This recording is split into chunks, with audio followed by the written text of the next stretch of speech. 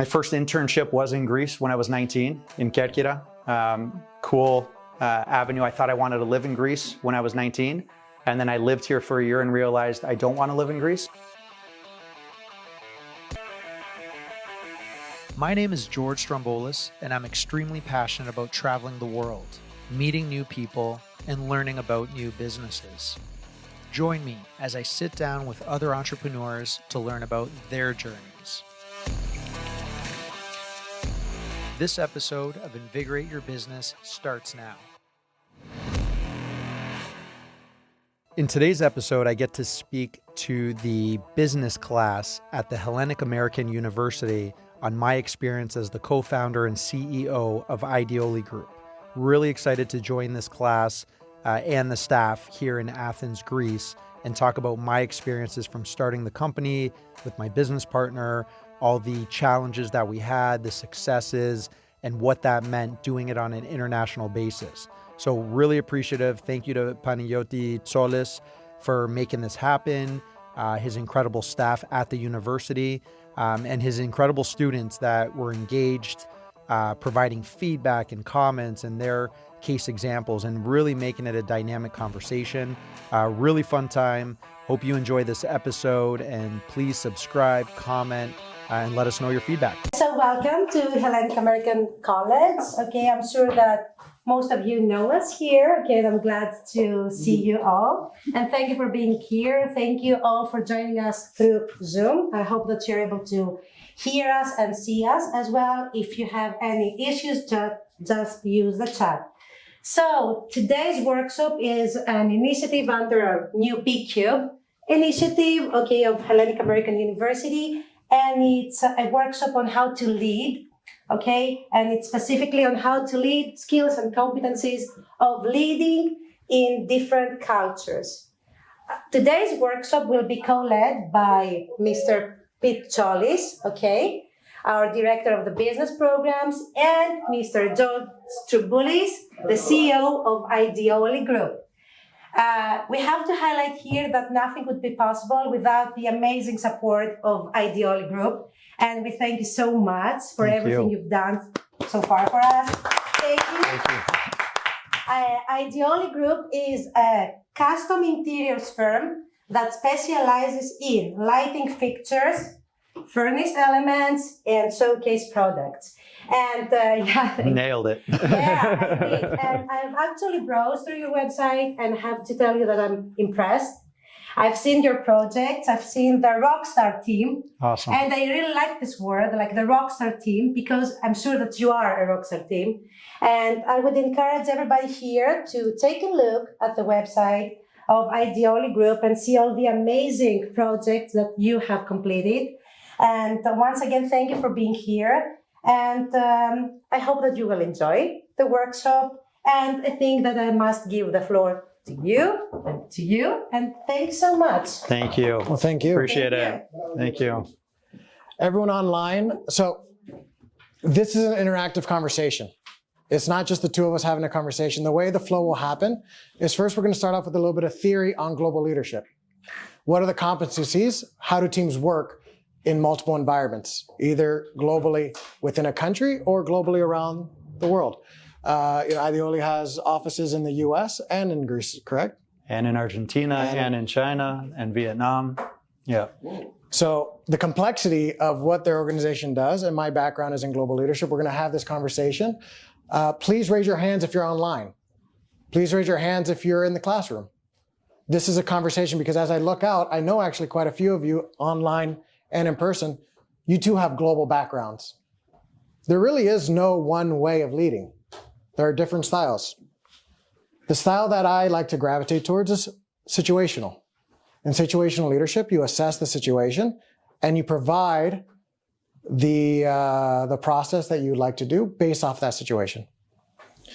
All right? Absolutely.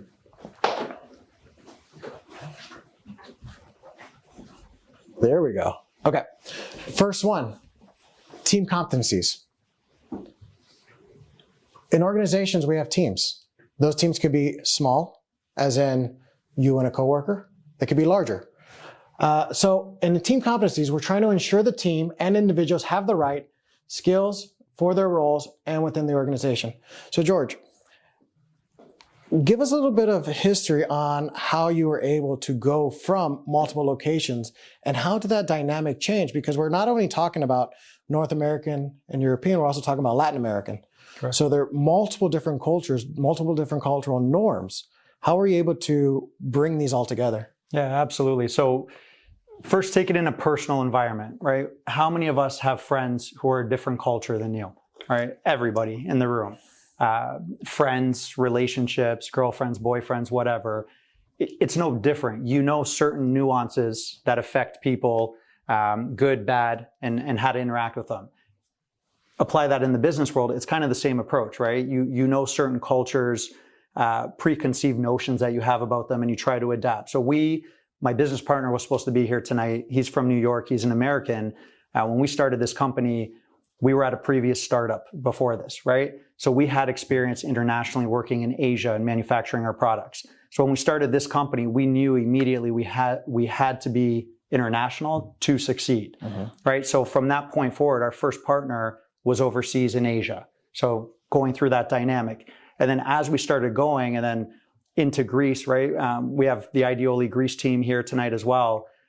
They opened up our eyes on, wow, very strong talent here. We can make this work, right? So anywhere we've gone, it's always started with, can you build someone with trust? Because you always need that anchor, whatever country you're going in, right? Perfect example, Costa Varnavopoulos is our managing director here in Athens.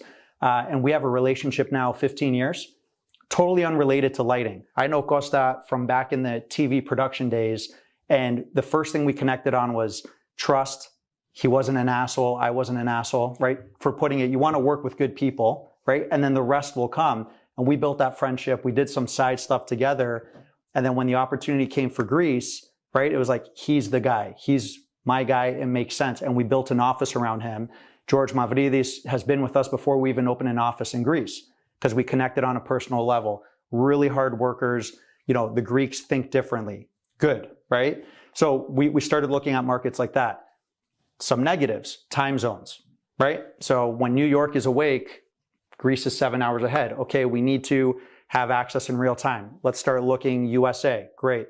Let's start looking south. Argentina makes sense. They have a very creative, great workforce down there, right? When it comes to design of products, engineering, and so on. So we opened up in Buenos Aires, Argentina.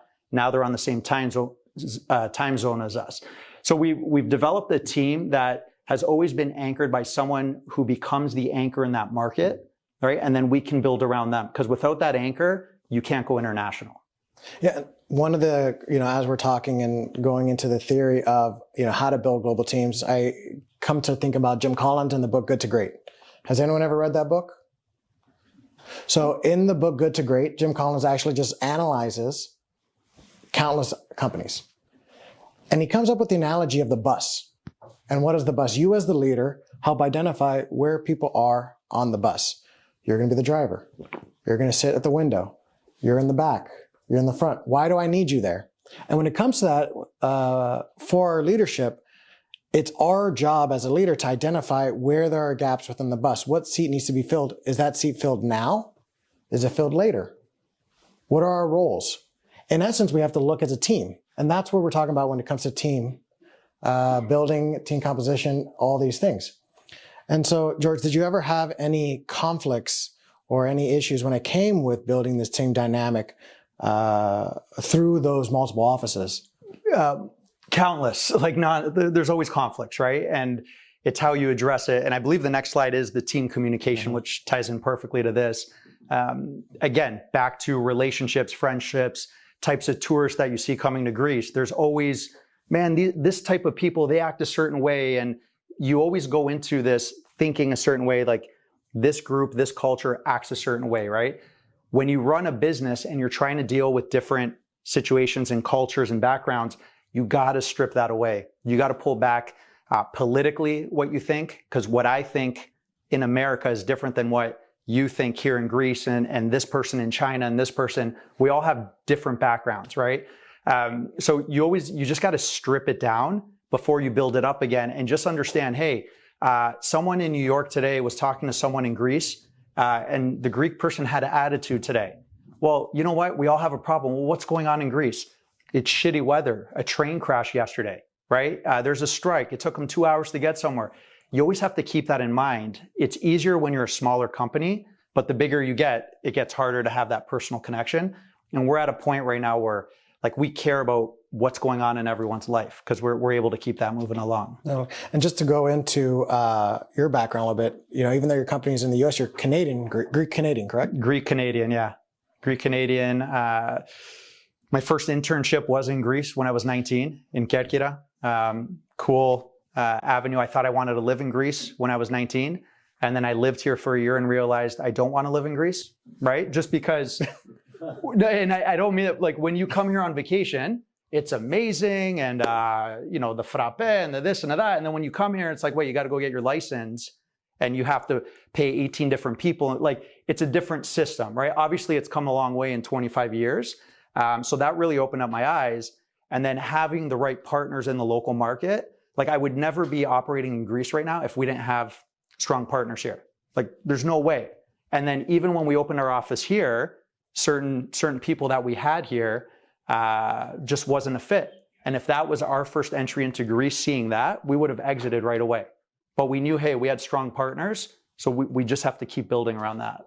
Yeah, and it's an emerging market. I have a couple questions in the room. Dr. Yanakis. It's not a question really, it's an issue, right? So you're mentioning cross-cultural team composition, right?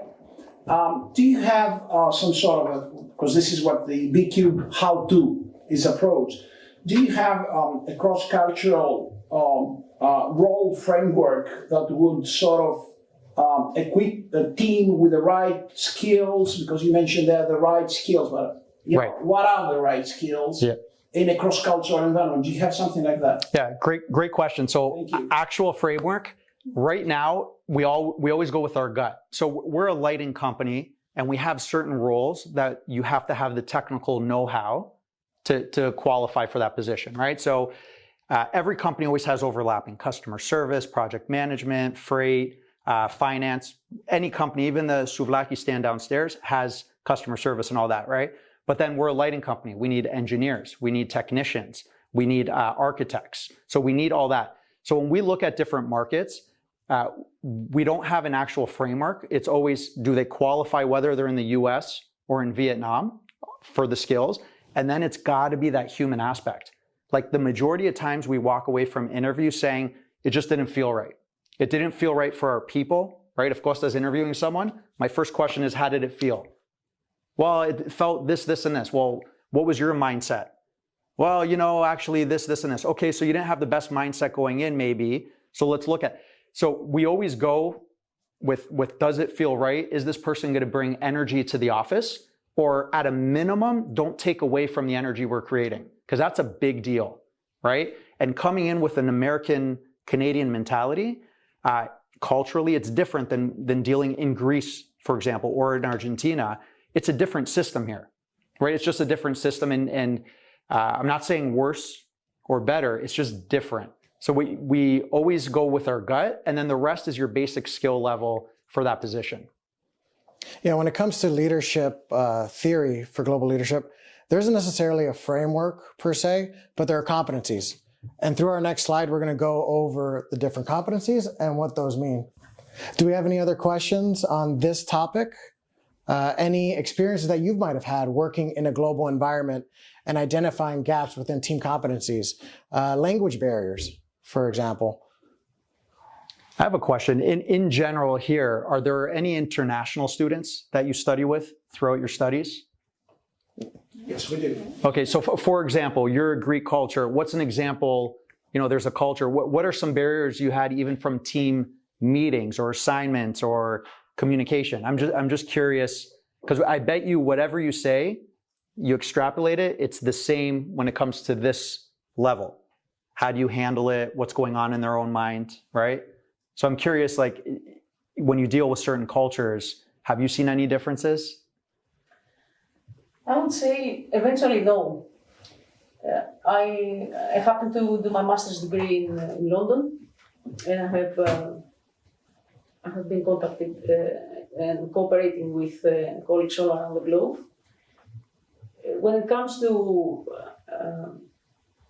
to deliver a certain assignment, it all ends up to a common target. Mm-hmm. So there were no barriers. Right. But there were cultural differences.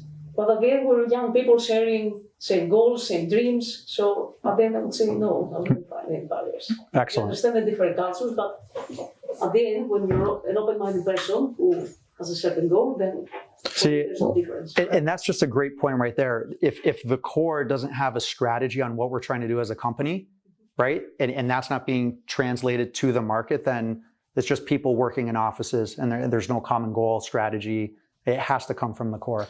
Well, in essence, a lot of where there could be any conflict when it comes to the team would be the power dissonance.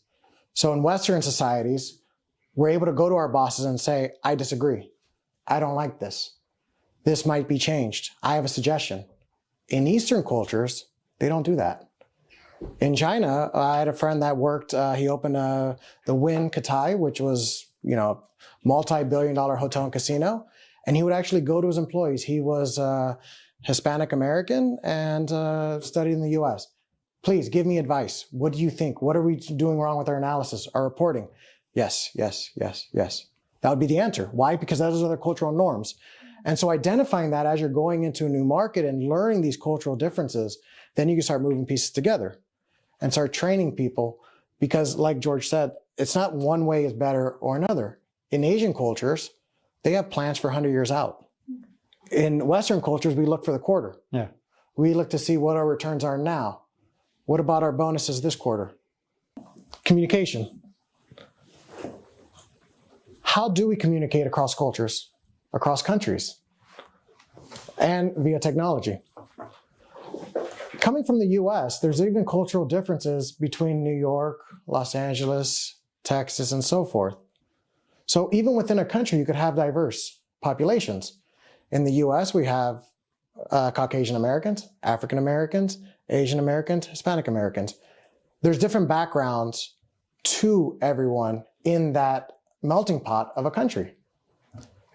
Different historical components to it as well. So when you're working, even within a small pot of one country, you can find differences culturally. Gender differences. I see that we have 4 women that are sitting together.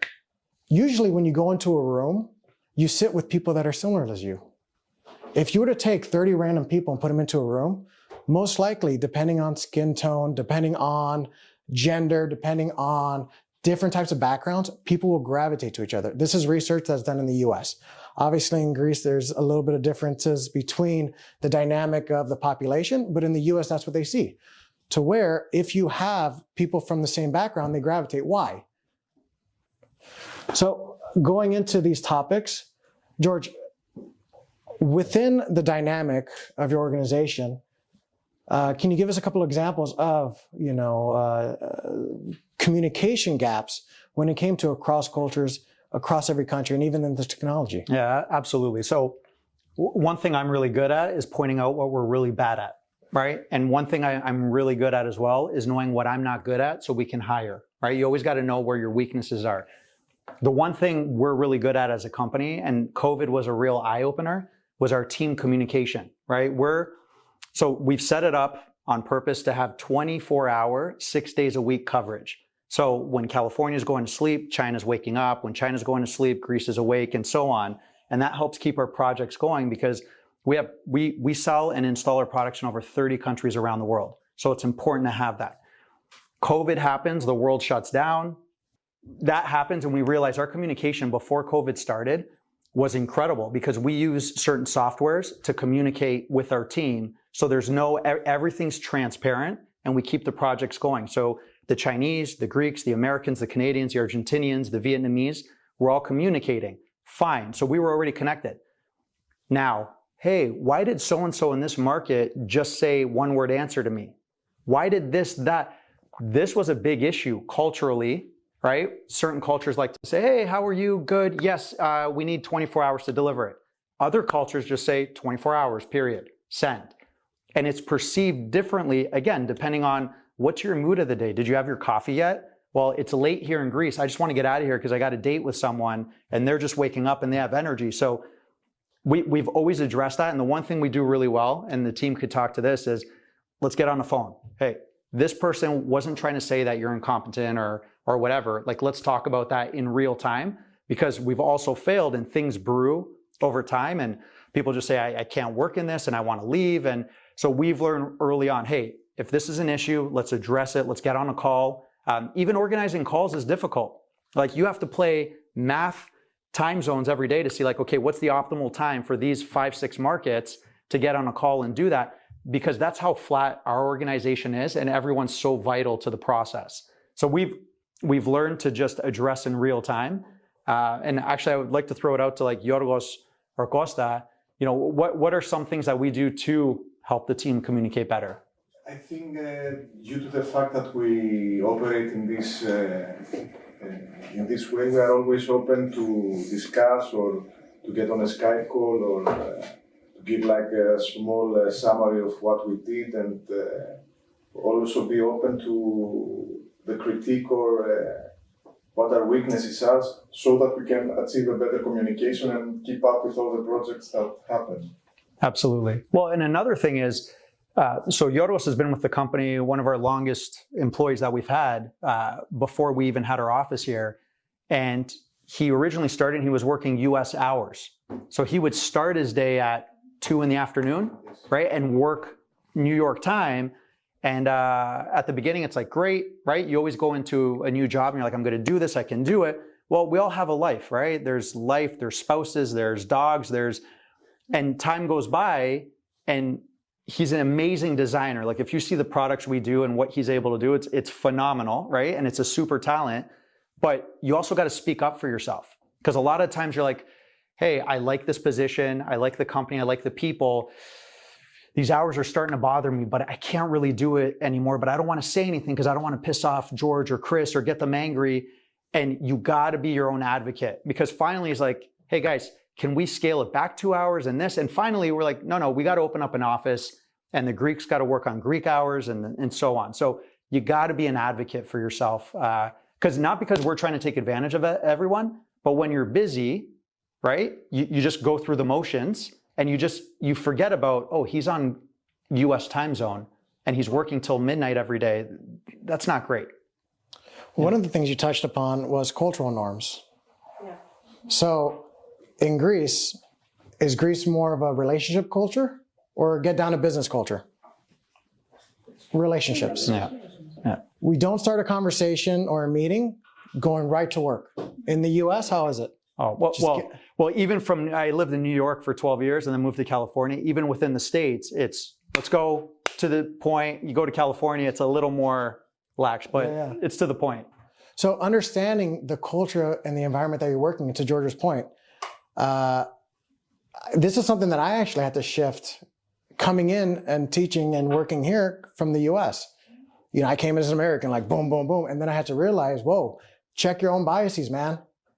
Learn who these people are, create these relationships. This isn't a working environment to where it's just transactional. You build off of it. Yeah. Well, I mean, speaking, about communication, I have to just share something with you today here. Something that I keep, reminding. First of all, myself. Before we get offended, I think that we should step back a little bit and think of the culture of... Check your biases. Yeah, exactly. Because, for example, I have to give you some examples of me. When I started working with internationals, I was at first offended and I felt really bad when they kept on mentioning, for example, do that ASAP or send me that ASAP. Yeah. And I was like, hey, where is your, let's say, kindness? Where is your politeness? Right. Here in Greece, we would be like, I was wondering whether you had the time to review that. And then when you receive like a message from somebody that you don't know, you've never talked with, and it's like, hey, I want this ASAP, as soon as possible. In the urgency, I was really offended. Right. And I felt insulted at some point. Well, there are a couple components. There's emotional intelligence, Can you understand the other person? Can you understand your own emotions? Can you handle the situation and be present? Mindfulness as well. You know, I teach leadership courses in the MBA class, and my first class is self-leadership. Identifying who you are. You can't lead others until you can lead yourself. To the point earlier, what do I do to change? I talk about this with colleagues all the time. There's two things you can do: the degree of influence and the degree of control. I cannot control any of you. Even if I have your grade on the line, all I can do is influence you. At the end of the day, you have to motivate yourself.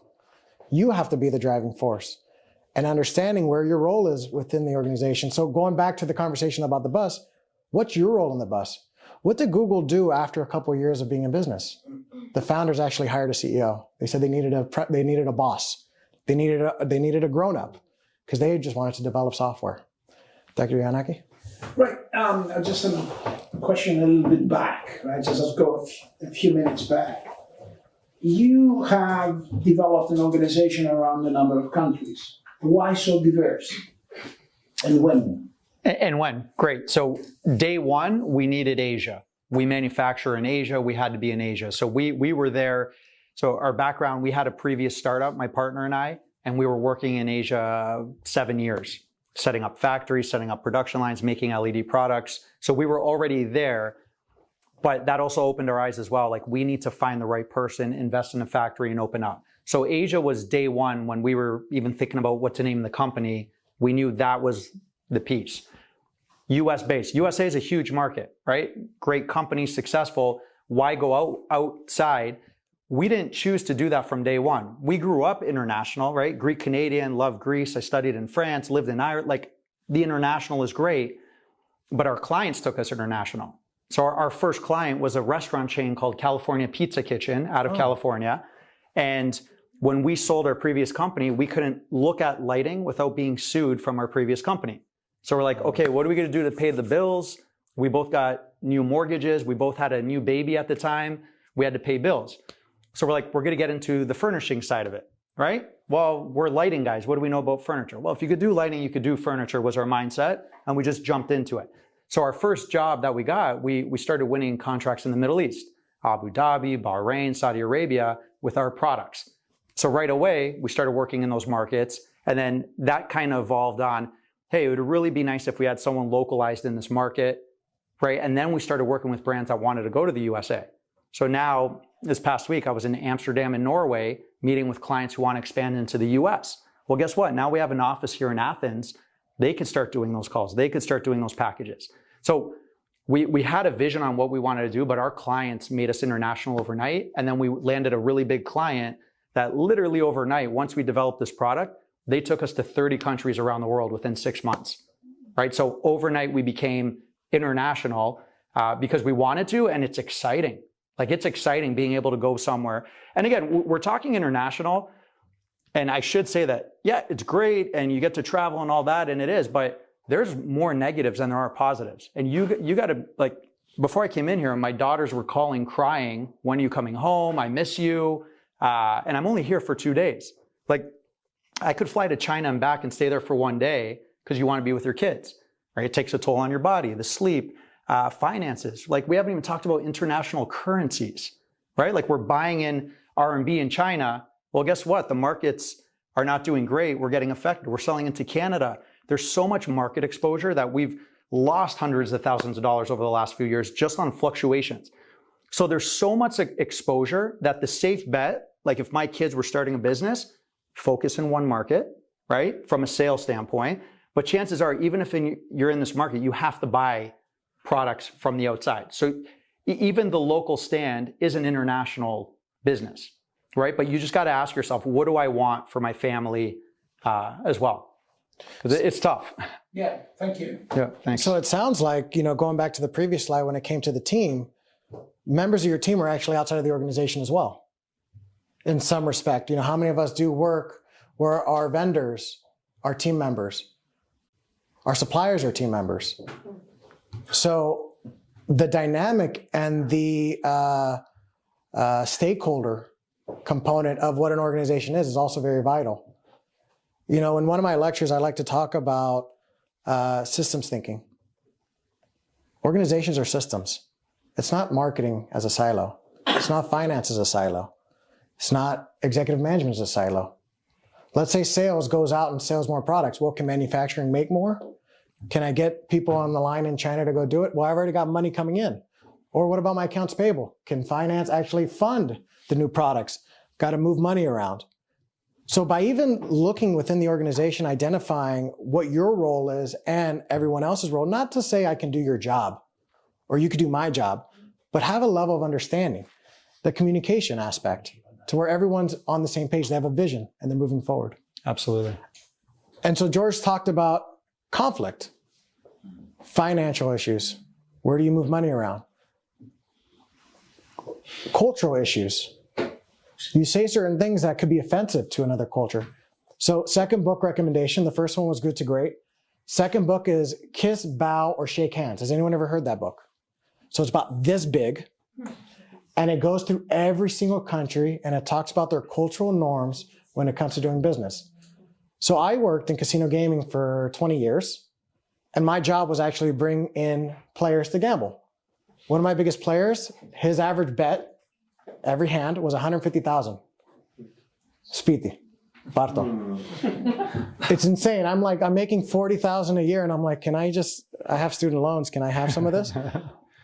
One thing to realize though, is as the customer was gambling, I shouldn't touch him on the back of his hand, back as he's gambling, to go up and say, are you okay? Why? I'm taking away his luck. So going to my experience in the casino world, American gamblers are different than Asian gamblers. If you go to Macau, it's very sterile. 40 billion in revenue comes through that one island or chain of islands when it comes to gambling. Las Vegas is 9 billion in revenue. Las Vegas is party, people dancing on tables, people going crazy. In China, it's quiet. These are all different cultural norms that we're having, even in one industry that's very unique. So going back to conflict resolution, how do we find a peaceful solution to a disagreement among them when there is a cultural gap? I have a comment on this one. Yeah. So I'm going to take it from the other approach, the positive side, right? The one thing we do, it's just because we said it doesn't mean it's right, right? That we set up our company and there's a few principles that we never want to shy away from. We always respond to the client immediately. Everything we do is because we exist because of the client. So when they need something within reason, we have to do that. And in the beginning, people coming on board, they're like, all right, I'll do it tomorrow. Like my day's almost done. It's like, no, like that's one thing we can't sacrifice, because even though we're a growing, bigger organization now, it's still a few people that are our clients, right? So those are the calls I need to take. We need to deliver that. But there's so many scenarios that, a certain office or person will say, well, why aren't we doing it this way, right? And we're not like, no, this is the way we do it. We're Americans. It's like, all right, why do you see it that way? And when we have that, so many good things come out of that, from processes, from the systems we put in place, and just being able to do that. And then back to, I never caught your name, sorry. Damien. Your question before on why we go international. Well, guess what? The Americans have a diverse, yeah. But you get, when it comes to designing product, the Latin Americans and the Greeks have that European flair style. That's different than your typical American who's designing, or a Canadian. So we win in the end, right? Like all that passion and chaos and all that stuff, like our clients win in the end. Is there perceived value with something that looks a little bit more European in the US market? 100%. Like not our products in general, yes. Yeah. It's always, and even if you take Italian brands, German brands, they're 2-3 times more than standard lighting companies in the US, like from our standpoint. So we don't market it as that. And again, our Athens office is our European office. We don't market it as Athens, Greece. It's European. And then they're like, well, why are you in Athens? It's like, well, why not? Right? The talent pool is amazing. Everyone's educated. You could be anywhere in 3 hours. Middle East, gateway to the Middle East, and we have projects. And Betty, who's on our team, 20 years in the industry, lighting designer, has done major projects in this country. And we're fortunate enough to interview or hire, and she's just kicking butt. And for us internationally, not in Greece, right? It's what we're doing overseas, where American clients are seeing these lighting studies and are like, this is really great and thorough. It's like, well, yeah, obviously. Good job, Betty, right? It's like, so it's great seeing that, right? And that makes us more excited and eager to want to invest more in this market and get talent like that. And for every one Betty or George or Costa or Luisa, there's a couple that just don't fit for us and for them. So it's just a constant struggle. One thing to also look at when it comes to conflict resolution is, what is your internal culture? We talked about cross culture. Your internal culture is almost as pivotal as the business that you're in. Do we have disagreements within different divisions? Well, you know, so when I opened the Cosmopolitan, it was a $4 billion resort, and Deutsche Bank took the resort back from investors that were building a condo tower. And Deutsche Bank was like, well, we're in the crisis. There's 2010. We've got to finish here. We've put too much money into it. They didn't have a team of casino people. So people like me came from MGM Resorts. Hotel operations came from Caesars.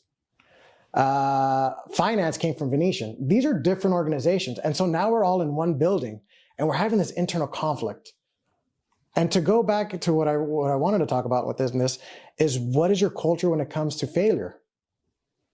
Are you allowed to fail? What is failure? An opportunity to progress, to do things better. If you don't fail and if you're perfect, just like you said earlier, what chances are you giving yourself to do better in what you're working on? My previous startup that I was involved with, we hired an outside rock star salesperson, right? He was big in the industry, big name, really good at what he did. And when he came in, he brought in big clients, but he was promising stuff that were feasibly not possible, right? Yeah, we can design this and have it to you in 2 weeks. Well, a custom mold takes 4 weeks just to make a mold. We still haven't made it, so we're 90 days out. Like, we'll just figure it out. And the inside product development team and the sales team, it was this. And finally, we just had this meeting. It's like, you need to understand just basic timelines, right? Even if we pay in air freight and all this, you physically can't promise this stuff. And in the end, they will still, a salesperson to the core will be a salesperson, right? They will say, yes, let's figure it out. And like, a good leader needs to set up an organization to create parameters on, hey, keep doing that, because you don't want to discourage sales, because without sales, nothing else exists, right? And you could argue other elements as well. But you got to create that framework on, hey, here's your parameters. Like, yeah, we'll figure it out. Well, now the concept in sales is the sales consultant, where you're, here's some laugh, where you're more or less a partner with the client. Right. To where their incentive is your incentive as well, and you're working through them to get through the line. And now if you understand exactly what are all those systems going on when it comes to building molds and so forth, you can then be a better advocate for your client as well. Did I have another hand up? Me, as always. I want you to sit here. I read conflict resolution, and I'm thinking, how do you resolve legalities in various countries, in various cultures? How do you resolve transparency, ethics in various cultures? Yeah, so lawyers, great question. That's good. Those are good, yeah. So when it comes to just lawyers, you just spend more money. So in China, we had someone, and again, Ideoli is not a Gucci, a Louis Vuitton, it's not Apple, and yet someone copied our brand and was selling products under us. And it was just weird to me because we're not big like that. And then we had to go and get legal and protect them. And now we're dealing with international lawyers. And in my mind, it's just dollar signs going down the toilet to do that. So we're exposed to that. And then at some point, is it even just cheaper just to let them do it?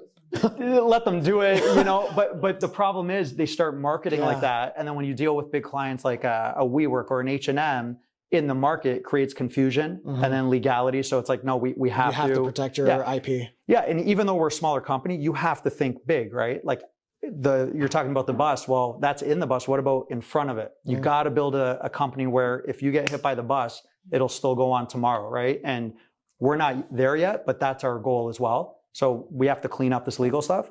And then last year, our accounting firm fired us because they can't handle what we're doing anymore in all these different markets and that. I think so, yeah. Yeah, so more headaches, good problems to have, and more money. But yeah, we're experiencing it. Touch wood, nothing bigger than that. Yeah, it's an issue. It's an issue, yes. Well, here's the other thing. Every time we install a product, we're exposed potentially legally. So if we have 500,000 products installed around the world, well, guess what? If there's a fire in the building, they may say, hey, it's from the lighting, touch wood. People will default to that. So like we're exposed, right? Anytime you sell a product, you're exposed to any claim, especially in the US, where they're very litigious and they want to, they're sue happy. Yeah. Well, yeah, it's this, the legal system. That's how it's built. Exactly. Organization building. Boundary management. What is my lane? You know, going into my experience at the Cosmopolitan, like I said, we brought in people from all over the Las Vegas Strip. Hey, I have a customer that needs a comp. Well, that's not my department. You take care of it. Oh, I have a customer that's having an issue with their hotel room. Well, they're a VIP customer. Don't bring them to the front desk. Have them go talk to VIP. Is this the culture that we want? So that's what I mean by boundary management. What about psychological safety and identity? George is running his company from the US. He's got a team that lives in Greece that he doesn't see every day. Do they feel secure? Do they feel safe? Do they know that one day he's not going to just pick up the phone and be like, we're closed? There's all these insecurities when you run into running into a global organization. This is a small example, but what if you're working for a multinational organization to where your boss is just a picture on Zoom? Trust. How do I trust them?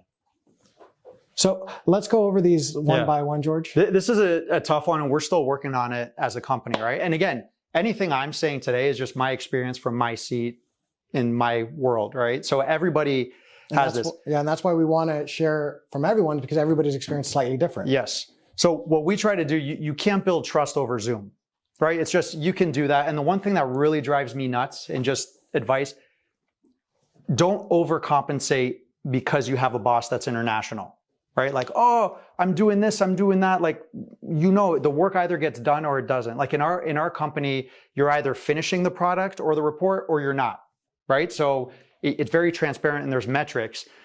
One thing we do at our company is we bring the team together internationally. COVID obviously stopped this. The last time we got together as a team internationally was February of 2020. And then we shut the whole world down like a month later. Wow. So we would do that. And that's where you see the dynamics, because there's, even within the team, this guy doesn't like this person in this country and this person, and we hear everything, right? They tell us, and it's like, whoa, this person doesn't really mean that, and they need to do this. So when we bring the teams together, right, and you guys could attest to this, it brings a different dynamic. The Greeks are going partying with the Argentinians, and, you know, like they create these friendships, right, with the Americans. And then I get so happy when this guy's going out and hanging out with the guy from New York and they become buddies. And like, that's beautiful, because now they're creating their own, I want them to talk about me and be annoyed with work and that means you're creating something, right? So we do that. We're going to bring that back, and hopefully this year, because bringing the team together from all the markets just eliminates a lot of that, where, you know, hey, I know this guy's not trying to be a jerk to me, right? So we do a lot of that. But, you know, the psychological safety, well, guess what? When we had freelancers here in Greece, we could have fired them the next day. They weren't paying into the pension. They were just freelancers, and a lot of that. So, you know, trying to show them, we always share like where our financial results are every quarter, trying to let them know, hey, this was a bad year, this was a bad quarter, where they are, so they know. And when things were bad in 2020, like everyone chipped in and took drastic measures to keep us to survive. And that's the same people that are with us today. It's like, hey, they did that. We don't forget that, right? And you start building tremendous trust even on our end. Like, I know they need to trust us, but we need to trust them as well. And then when you're manufacturing intellectual property in another country, it's dangerous, because you don't know who's stealing what. Is this factory that we're subcontracting selling this to another manufacturer, to another partner, even though that's our IP? So there's a lot of challenges.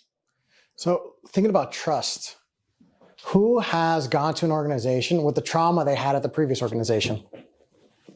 As in, I got fired, or there was a crisis and they had to let people go. COVID happened, and now I'm going into a new organization. Statistically speaking, it actually takes up to 7 years to get over losing your job. It takes like 4 years to get over losing your spouse.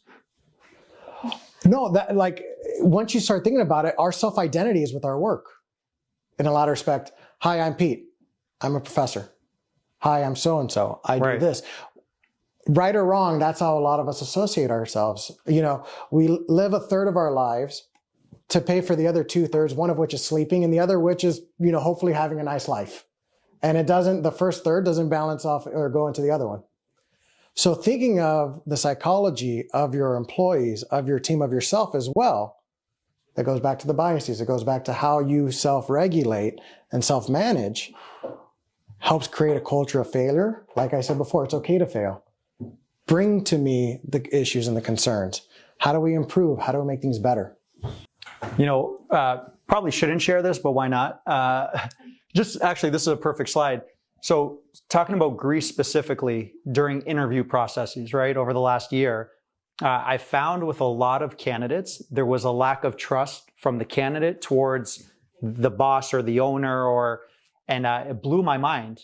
Like even some people that we hired, and there was a lack of trust. Are you going to pay me? Am I going to overwork it? Like stuff that doesn't even cross my mind, right over there. And again, this was something where you could get offended. Like, well, what does she mean? Am I a crook? No, but then you're like, okay, where is she coming from? Oh, she was on contract for 9 months. Then they fired her before it was over. She worked overtime. They weren't paying her, right? So once you start getting in that mindset, it could be a difficult system here, right? So you have to change the perception on where that person's coming from. And then back to your point, sorry, I never caught your name. My name is Despa. Despa, okay, nice to meet you. Pleasure.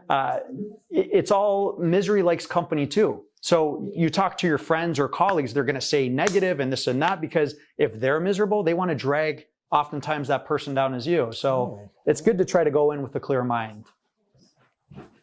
Yeah, definitely. You know, this slide has really been touched upon in almost every slide. Every slide, exactly. So we can move on. Does anybody have anything to share? Any other questions before we move on? Because I know we're starting to run a little bit long on time. This is actually our last. Can I just ask one question? So this is the last slide. Anyone who's here today studying, does anyone have aspirations to want to leave Greece and go work in another country? Or is the plan to stay here, start their own? Yeah, No, he can't go anywhere. He's tied. In 60 countries, so. Oh, really? Okay. You can select. So you picked the best one now, right? Okay, great. I actually live here the last 12 years, but I work now back for people and companies abroad. And Okay. I think it was something that I was really eager to go back. With COVID, I think it was easier. And I realized that it's really very good if you can be wherever you can be located. But I wanted to go back. You wanted to, okay. Yes, I think my experience, it was a bit like the mistrust. Yeah. You described. Yeah. Now in Greece, they have the, what's it called? Which visa? It's the global nomad visa. Yes. You have to prove 3,000 in income from abroad, and you can live in Greece. Yeah.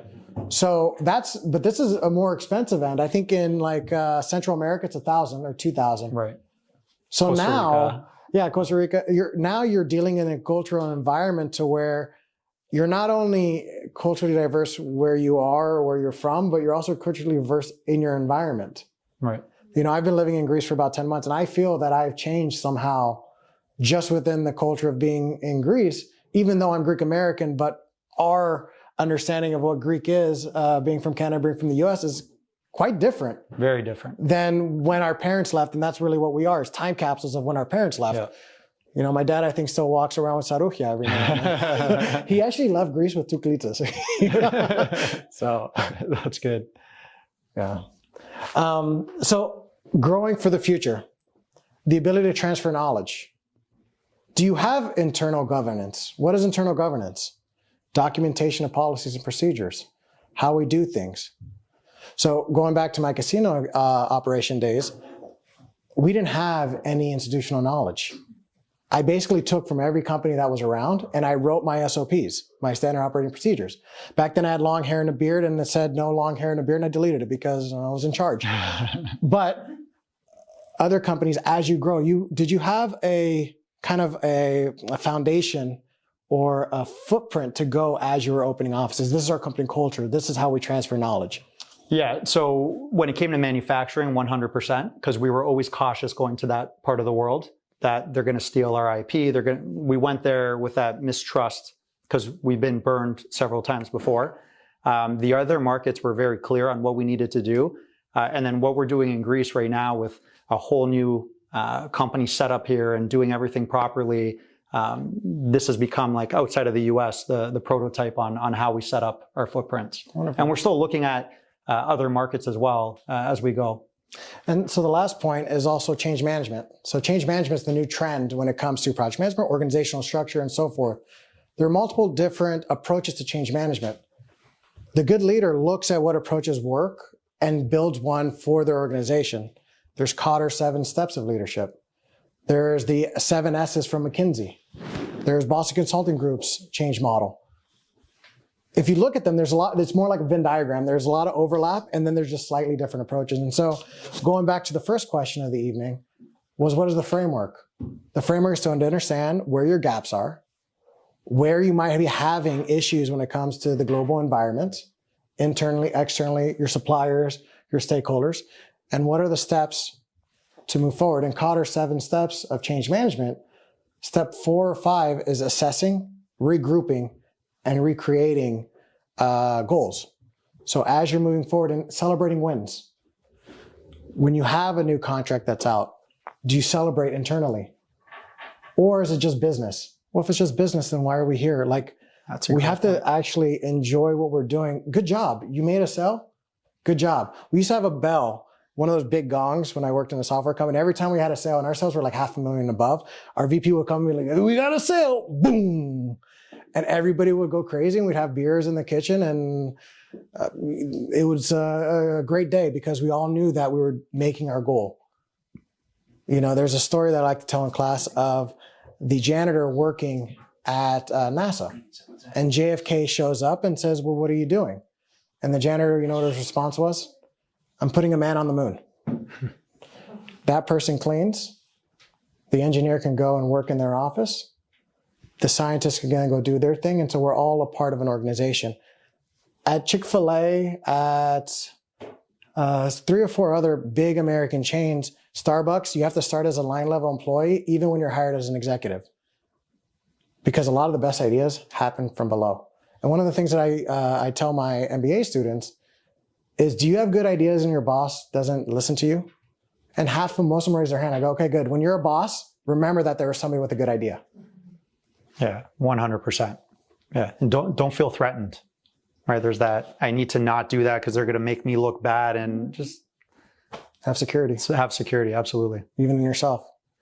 Thank you all for being a wonderful audience. Thank you, George. Thank you, everyone online. Definitely appreciate it. I know it's hard to get together, so thank you. Appreciate it, guys. Thank you. Check in. These B Cube series are on a rotation, so we're going to have another one announced in the near future.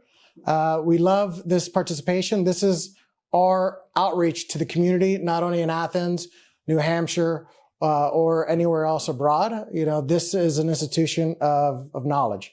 So we're very happy to have everyone come and join us. Please. Thanks for listening to this episode of Invigorate Your Business with George Stroumboulis. Please hit the subscribe and like buttons and follow me on all the main podcast streaming channels. Also, please share your comments when you can. I appreciate your help in expanding this network to a worldwide audience. Until next time, stay invigorated.